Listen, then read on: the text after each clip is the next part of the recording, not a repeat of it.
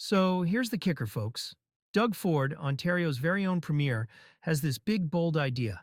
How about a mega tunnel? Yeah, you heard me right. A 55-kilometer, $60 billion tunnel under the 401.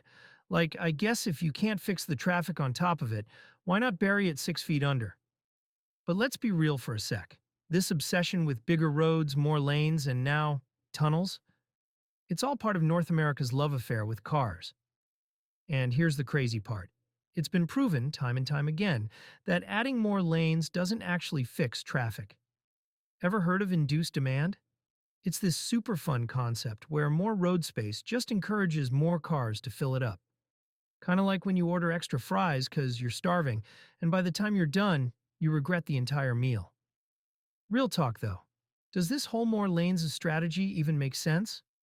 Or are we just throwing cash into a pit and hoping for the best? What do you guys think? I mean, is the government's love for roads just a waste of taxpayer money? Or am I missing something here? Now, if you're wondering why we keep seeing new highways pop up despite the evidence, the answer's pretty simple. Cha-ching! There's money in this. And we're not talking about pocket change. Turns out some of Ontario's wealthiest developers are sitting on acres of land along these proposed highways. And who benefits when a new highway turns their patch of dirt into prime real estate? Ding, ding, ding. You guessed it. We've got some big names here, folks. Tony Miele, the head of fundraising for the Ontario PCs, has some business buddies in land development.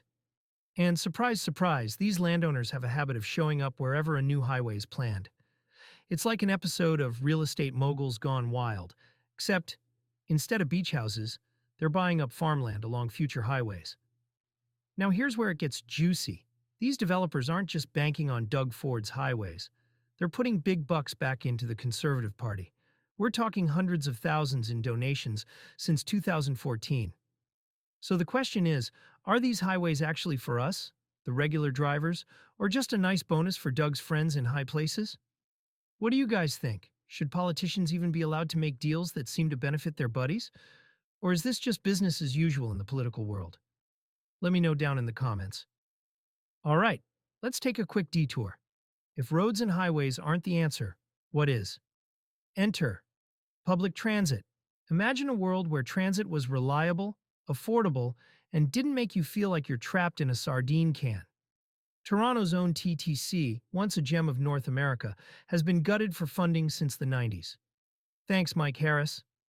Cutting transit funding and then wondering why no one uses it is like putting a raccoon on a diet and expecting him not to raid your trash. It ain't happening. Less funding means fewer trains, which means slower service, which means, yep, more people give up and drive. It's a vicious cycle. So why are we still so car crazy? Why aren't we investing in something that would actually get people out of their cars and into a transit system that doesn't smell like regret? Ever heard of roundabouts? Studies in the northeastern U.S. show they reduce delays by 83% and congestion by 58%. And tolls. I know, everyone hates them, but they actually work by making people rethink if they really need to drive at rush hour. Oh, and bike lanes. They're cheap, they're healthy, and they reduce accidents by 31%. But guess what? Doug Ford wants to rip those out too. Gotta make more space for those gas-guzzling machines, right?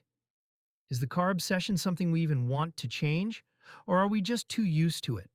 What if we actually put that $60 billion into better transit or more bike lanes? Would you ditch your car if you had better options? Let me know. Now, let's talk about the Green Belt, a protected zone meant to keep Ontario green and clean. Doug Ford's pushing for new highways to carve through that green space. You know, the same land that these developers conveniently own. Some of these moves were approved with a special tool called a Minister's Zoning Order, or MZO, which lets the government fast-track developments without public input or environmental reviews. Neat, huh? This is where things start to stink worse than a week-old fish carcass. They're bulldozing protected wetlands to build, wait for it, a Walmart distribution center. Yep, we're trading pristine wetlands for cheaper socks and groceries. And the kicker? They're claiming it's for economic recovery. Look, jobs are great and all, but if we're destroying the environment to make a quick buck, are we really moving forward, or just digging ourselves into a bigger hole? Is there a balance here? Do we need to sacrifice green spaces for economic growth? Or is there another way? And if we keep bulldozing these areas, what's left for future generations? So let's wrap this up. Are these highways really the answer? Or is this just a game where the rich get richer, while the rest of us sit in traffic or watch our green spaces disappear? The 401 might be Canada's busiest highway, but it's also a symbol of a system that keeps spinning its wheels. Bigger roads won't fix traffic. And if we keep pouring billions into highways instead of transit, we'll be dealing with this mess for generations. All right, trash talkers, you've heard my rant. Now I want to hear yours. What do you think about Ontario's obsession with highways? Should we be thinking smarter, or are we stuck on this highway to nowhere?